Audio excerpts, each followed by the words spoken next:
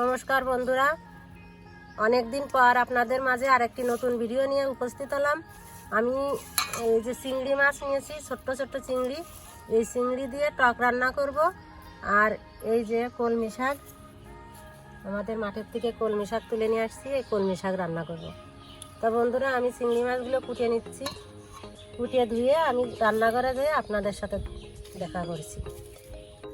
বন্ধুরা, আমি চিংড়ি মাছ, কলমি শাক কেটে ধুয়ে সব কিছু গুছিয়ে নিয়ে রান্নাঘরে চলে এসেছি। এবার আমি রান্না করব। তো প্রথমে আমি চিংড়ি মাছের টক রান্না করে নেব। টক রান্না করার জন্য প্রথমে কড়াইতে জল দিয়ে দিচ্ছি। এবার আমি জলটাকে জ্বালিয়ে নেব। আর এদিকে আমি তেঁতুলটাও ভিজিয়ে রেখেছি। জলটা গরম হয়ে গেছে। আমি প্রথমে পরিমাণ মতো লবণ দেব, তারপর দেবো হলুদ,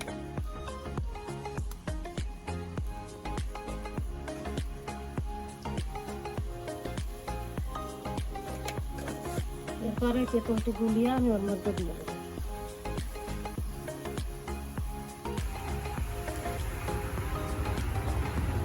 এবার আমি চিংড়ি মাছগুলো টকের মধ্যে দিয়ে দেবো।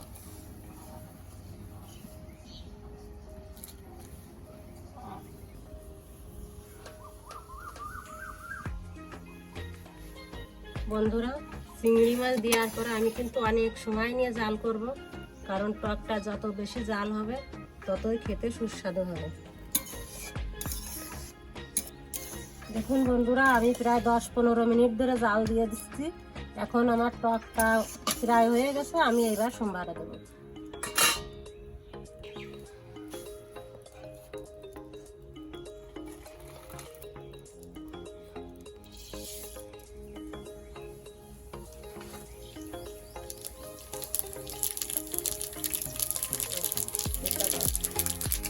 বন্ধুরা, আমি সামান্য একটু চিনি দেবো।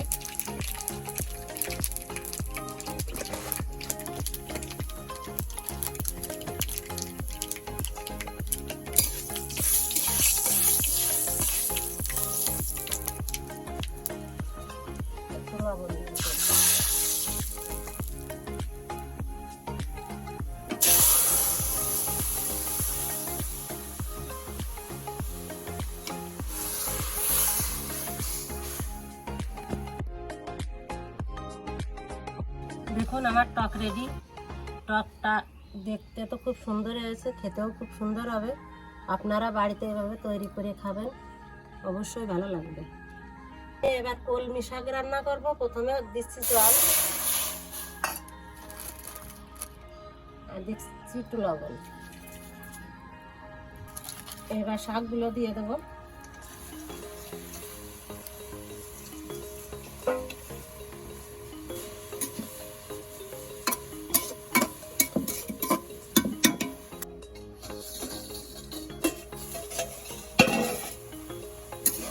দেখুন বন্ধুরা, আমি ভালো করে জাল দিয়ে জলটুকু শুকিয়ে নিই। এবার আমি ঢেলে ফোড়ন দেব।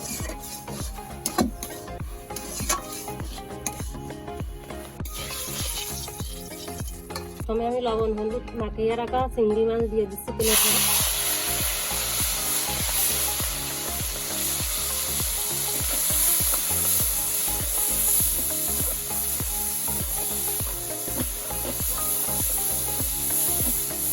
চিংড়ি মাছ আমি খুব বেশি ভাজবো না। এর মধ্যে দিয়ে দিচ্ছি আমি রসুনগুলো কেটে মাঝখান থেকে কেটে দিয়েছি। আপনারা চাইলে শিলনোড়ায় ছোটো করে দিতে পারেন। কাঁচা লঙ্কা চিরা আর পেঁয়াজ একসঙ্গে সব দিয়ে দেবো।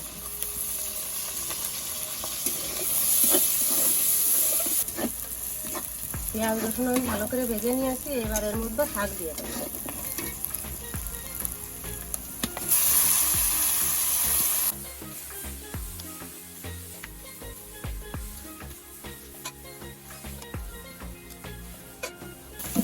আমার শাক ভাজি হয়ে গেছে, আমি এবার নামিয়ে নেব।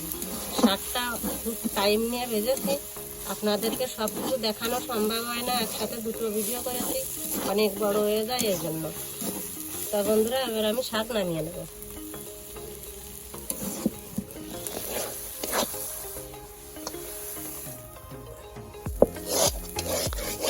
বন্ধুরা, খুব সহজে আমি দুটো রেসিপি তৈরি করে দেখালাম আপনাদের। দুটো রেসিপি খুব স্বাস্থ্যসম্মত। ভিডিও যদি আপনাদের ভালো লাগে অবশ্যই লাইক কমেন্ট শেয়ার করবেন। আর সবাই ভালো থাকবেন। ধন্যবাদ।